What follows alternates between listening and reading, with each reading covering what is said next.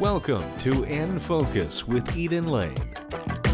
Tonight we visit two world premieres at the Denver Center Theater Company, chosen from the Colorado New Play Summit.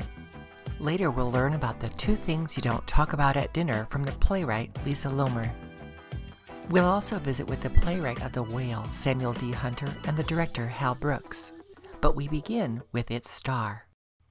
Direct from Broadway, here's my visit with Tom Alan Robbins. The reason you're here now is for a world premiere, and this is not the first time you're doing a world premiere.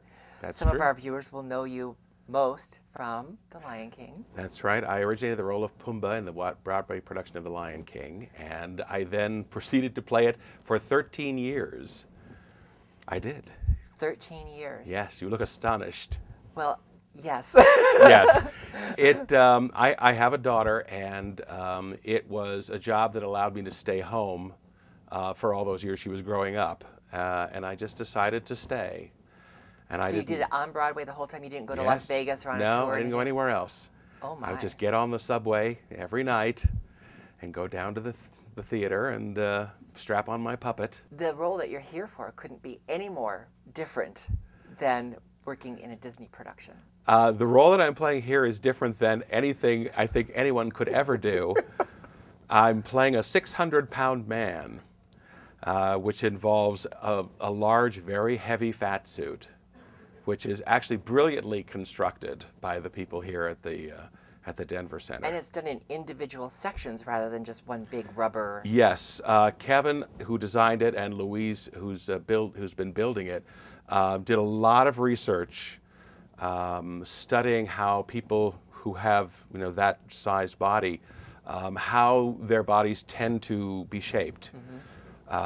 And they have built it in sections that move independently, so that when I move, when I fold, when I stand, the suit itself behaves just like it was flesh. And it's also very heavy. It's not 600 pounds, but it's heavy enough that it doesn't take any acting at all for me to move like I'm a very heavy person. How did that inform your presentation of Charlie? How did that inform your discovery of him? Well, I also did a lot of research, video research, so I had a lot of ideas coming into it about how to move and what that does to your body, the difficulties it presents and the pains and the health problems. Range of motion, all of that. Yes. When I started to rehearse, they got me a good part of the fat suit very quickly. I don't like calling it the fat suit. I don't know. I have to find a better name for it.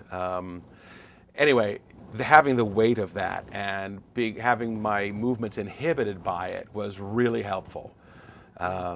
It's the first few days working without it, you almost are acting on two different levels. Mm-hmm. Because on the one hand you're playing the scene with the other actors, on the other hand you are acting as if you are heavy and have difficulty moving. But when you actually have the suit, that part of the acting goes away. You are simply yourself. Much like period That's pieces true. when they're wearing corsets, that sort of thing. Yes, if you're in a restoration play and you are corseted up the wazoo, you have to stand as if you were one of the people that really dressed that way back in the day.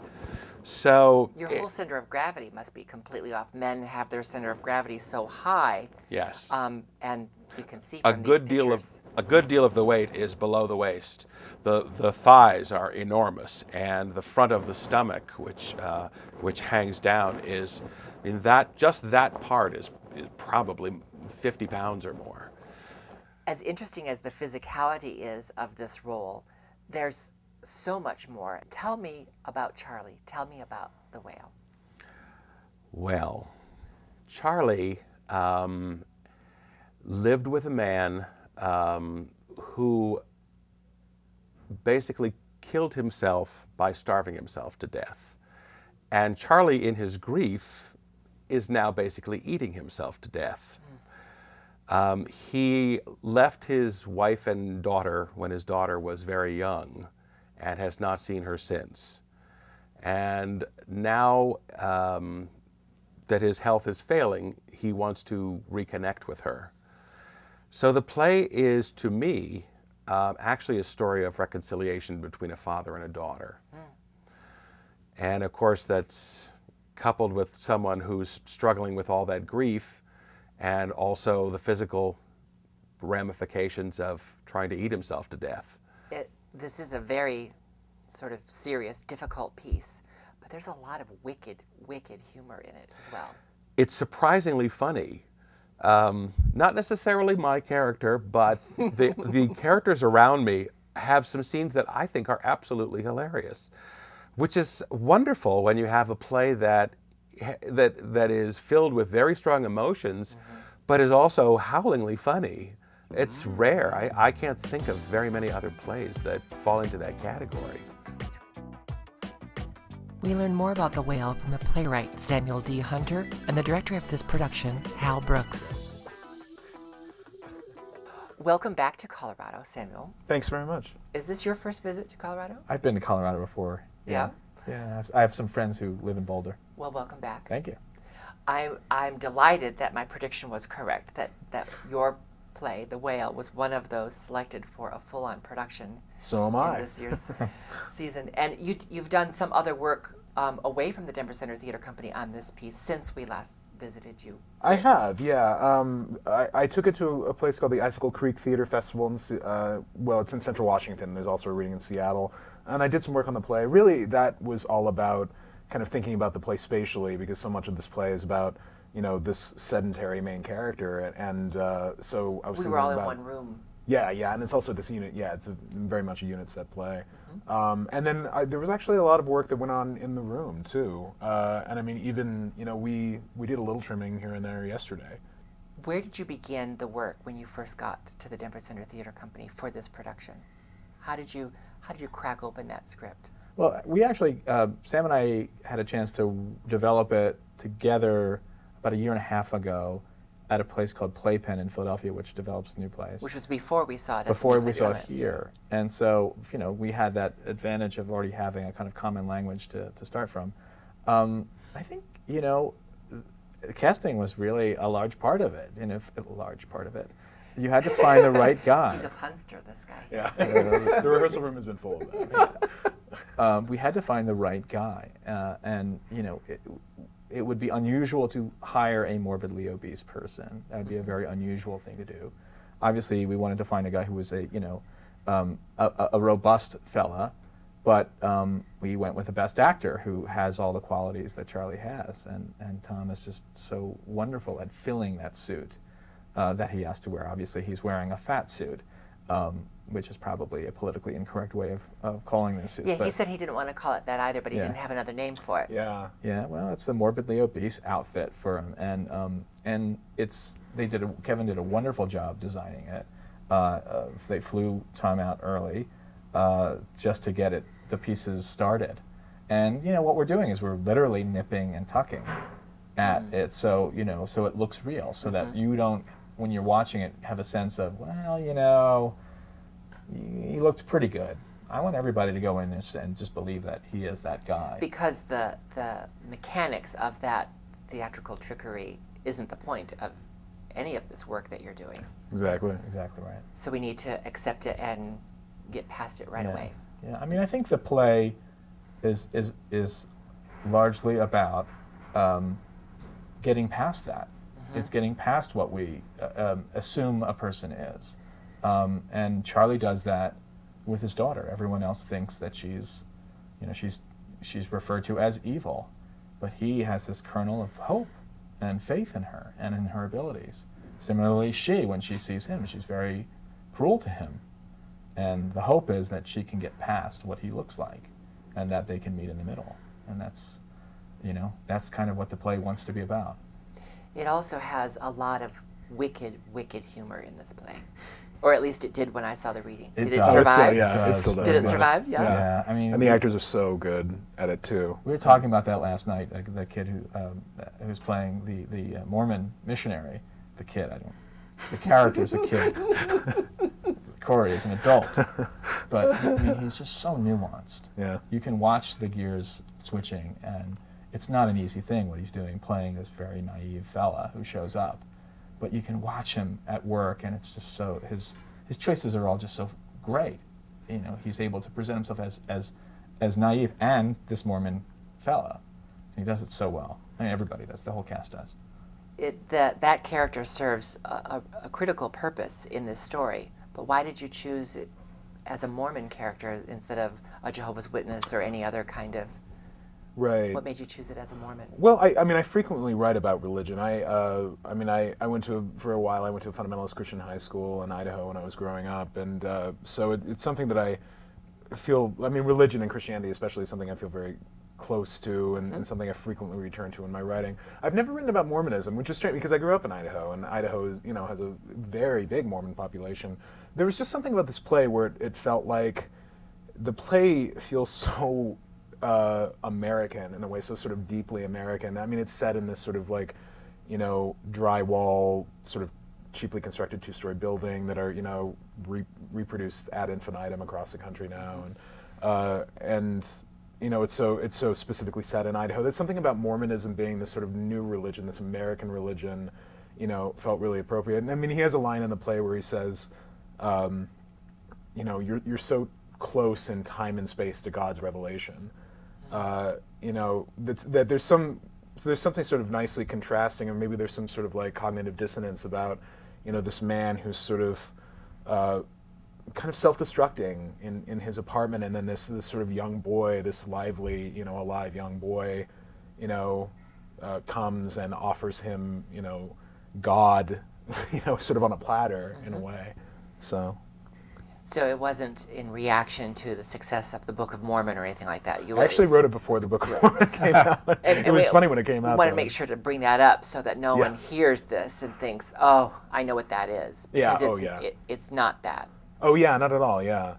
I mean, I really didn't. I mean, you know, really the Mormon character is really based on my own interaction with, you know, Mormons that I had growing up. You know, so it's not. You know, it's funny that Mormons are now kind of a zeitgeist going on, but it's definitely not latching on to that. Is there anybody else in the script that's from your experience before this, or is this all something that you discovered while working on this piece? Well, I think, you know, like any play, you know, the characters come out of the history that you construct in the story that you put in place, the backstory and the circumstance that you place them in. So much of it, you know, comes out of that development. And Hal and I, you know, when we developed this at Playpen in Philadelphia, which is really where all of the major development of the script happened, I think we really started discovering who the characters were. So there's not a lot of specifics that I draw from. I mean, well, there are some sort of like certain aspects of characters that are definitely sort of people I grew up with. I mean, there's a nurse character in the play who's his friend, who's definitely kind of, you know, based off of these, you know, people that I knew growing up, and people maybe in the healthcare industry who were not all that nurturing. You know, it's kind of ironically, which I always thought was really funny. I'm always more surprised at their ability to stay nurturing, right? And stay and stay loving and giving than the opposite. Than being jaded. Yes. Yeah. Do you think this play is about jaded people? You know, in a weird way. I mean, you can speak to this too, but I think that. I mean, Charlie is in a way the least jaded person I've ever written. You know, I mean, he like finds the positive in absolutely everything. I mean, here he's presented with, you know, a very difficult daughter who he's never, you know, who resents him deeply, and he finds everything she does just amazing and beautiful. You know, and I think that and sincerely, not and very sincerely, yeah. I mean, you know, he sees something in his daughter that nobody else sees, and that's really what the story is about. I mean, is about this man proving to his daughter that she's worth something, that people aren't right about her, you know, about judging her. So when you found this story, was it Charlie you found first? Was it the relationship of an estranged father and a daughter that you found first? Where did you begin? It was definitely Charlie, and then things kind of unfolded out of that. Charlie, I mean, I think I've always been interested in characters who, you know, when we meet them initially, we might, you know, have judgments about them or think badly of them or sort of want to look away. And then the rest of the play is kind of the process of unpacking that person and making them human, you know. I mean, most of my plays, I think, do that, sort of present us with people that maybe initially we label in a certain way, but then the play brings in, you know, humanity to them. He said he began with Charlie, and obviously that's that's where we're going to pay most of our attention, but how did you help the actors find the story? I think that when I started rehearsals, the word that I kind of presented was about belief. What do you mean when you say that? I mean that that everybody wants to believe something about someone else in this play. And I just had them sort of meditate on what that might mean for their character. Elder Thomas, the missionary, he believes that he can save Charlie. And he's not exactly sure how, but he knows that the guy needs saving. So at the end, as the play unfolds, we see like where he goes in terms of what he wants to believe. With Liz, the nurse, she has a way. Her belief is to heal Charlie in her own way, and she may or may not be right. I would say Mary, maybe, who's the wife, this sort of estranged wife, she's probably beyond believing at this point. And as I've already kind of talked about with Charlie and his daughter, Ellie, the play becomes about unfolding how they need to believe in each other. Charlie always believes in Ellie. Ellie has no belief system, and Charlie tries to get her towards one. So it becomes, I think the play was really about how do we get these shifting parts to sort of either believe in each other or not, that find their ways of believing as a way of moving the action of the play forward. Well, it's a great description of this piece. I'm so eager to see what has transpired in the piece since I've last heard it, and to see it given this full treatment from the Denver Center Theater Company. And I really appreciate you taking the time to talk to us in this horrible week for you where you're getting ready to go up. And it does sound like a challenging piece, but I encourage you to give it a chance and log on to the Denver Center Theater Company's website and get tickets for The Whale right away. The second of 3 world premieres the Denver Center Theater Company selected from last year's Colorado New Play Summit is Two Things You Don't Talk About at Dinner. Here's my conversation with the delightful playwright, Lisa Loomer. Welcome back to Colorado. Thank you. I know that you've been here before for the New Play Summit. Yes. Was that your first visit to Colorado? It was actually my second. I had come to visit the New Play Summit the year before. Well, I'm so glad that they enticed you, because when we got to hear the reading of this work at last year's summit, I knew before the first scene was over that this was going to be selected to be produced, because I love a dialogue-driven piece, and this is so snappy, and sometimes dialogue seems to be forgotten in so much work. Yes, yes, especially with movies. Mm-hmm. Your dialogue is so sparkling. Oh, thank you. How do you do that? It's funny. I think people always ask me why my plays are funny. No one's asked me that specifically about the dialogue, and I always say, it's in your cereal, it's in your genes. Mm-hmm. It's the way you see the world. I guess I see the world slightly skewed, and so my characters are slightly skewed, and therefore their dialogue reflects that. It's funny, I thought the characters were all people I knew. Oh, good. Yeah, and I'm sure they are. Yes, I'm sure they are. It's a very big cast. We have 13 people in the play, so you're bound to meet someone you know. And the funny thing is I felt I knew each one of them, and that's unusual. That's so very good. How did you know all 13 of these characters? Oh, that's a good question. Well, the inspiration for this play actually came from a real yearly event. Real Seder? A real Seder that I went to several times. And so a few of the characters, maybe the main 3, were based on or inspired by, let's say, real people. And then I just thought, who else might be interesting to have around the table? I wanted a multicultural table. And boy, did you give it to us. Yeah, because even though it is, the ritual is a Passover Seder, it could be any family ritual. It could be a Christmas, it could be Thanksgiving. And because we have an African American, we have a Latina, we have an Arab, we have a Jew, we have a Christian. Boy, do you have a Christian. We do. We do. And everyone is passionately who they are.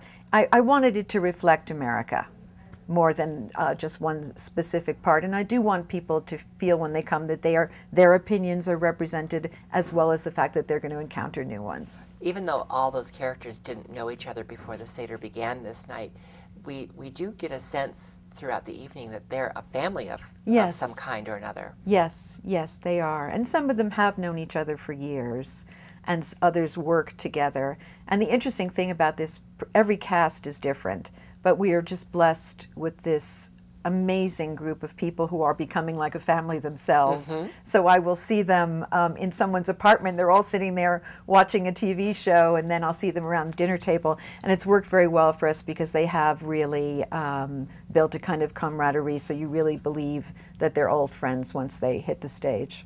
So we all know the axiom of the two things you don't talk about at dinner in this case, politics and religion. And religion. Yes. And yet we're going to be treated to a delightful evening of nothing but politics and religion. Yes, we keep it, it's the elephant in the room. We keep it restrained for a while, we keep it friendly and funny for a while, but eventually the elephant gets out and does a little bit of damage. With this diverse group of characters that we get to spend the evening with, I think it doesn't matter what your point of view is on religion or politics, you're going to feel welcome at this table. I believe so.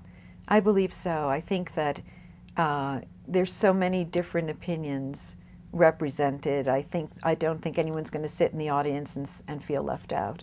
I think that's an amazing accomplishment for a writer to be able to represent all those points of view so equally. How did you do that?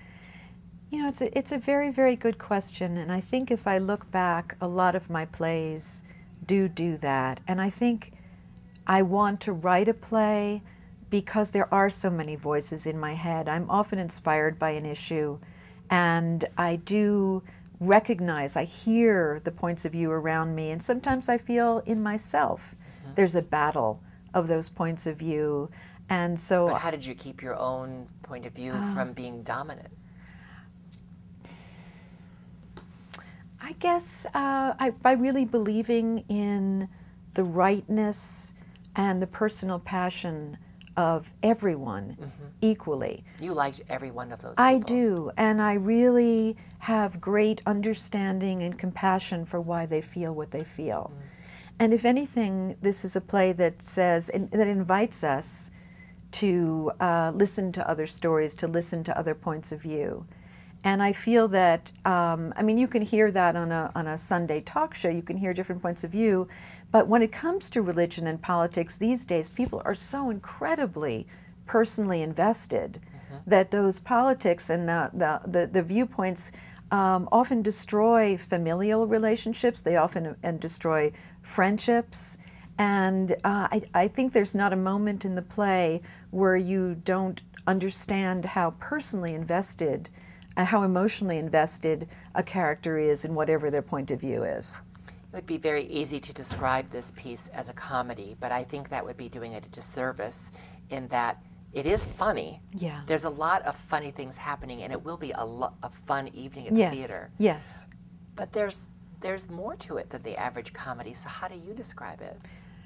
I usually describe this play and many of my plays as either a seriously funny play or a funny play about some serious subjects.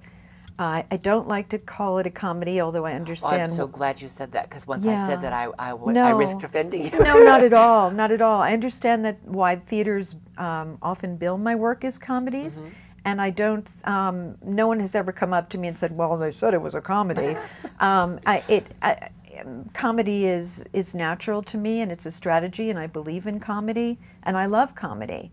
But I also think it's a way of opening people up and relaxing people and allowing them to open their minds and their hearts. So what is it you want them to open their minds and their hearts to when they come to see two things you don't talk about at dinner?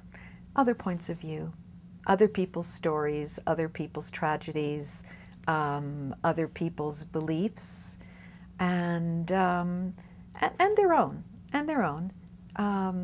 invite people to have, to encounter the other, to encounter what they believe going in may be quote unquote the other, and maybe when they go out, when they leave the theater, they may no longer feel that that person whose point of view they would have thought was so different from theirs is quote unquote the other. What's it been like coming to the Denver Center Theater Company to mount this production of your play? It's been wonderful. It's a wonderful theater, and I'm not just saying that because I'm employed here right now. I think it's a really brave theater. I think they really take chances with new work, and I think that they really go far in supporting what the playwright needs. We went to New York. We did a lot of casting out of New York, which is it's an expensive thing for a theater to do, but they're intent on getting it right, and everything they do to support you in that is pretty remarkable. If I'm not mistaken, you have another piece in the next New Play Summit. I do. So that speaks well of your experience here. Yes, yes, very well. And again, that's a very challenging piece. So I'm very grateful that the theater is supporting it and getting behind it. Well, we're awfully grateful that they enticed you to come for your first New Play Summit and brought you back again with this piece. Thank you. I can't wait to see it as a fully mounted production. Yes, yes, thank you. And I appreciate the time. Sure, thank you very much. To take your place at the table for Two Things You Don't Talk About at Dinner, visit denvercenter.org. You will also find information about this year's Colorado New Play Summit. That's all for this edition. Remember to join us on Facebook and Twitter. With all that Colorado has to offer, we're here to help you keep it in focus. Thanks for watching. Good night.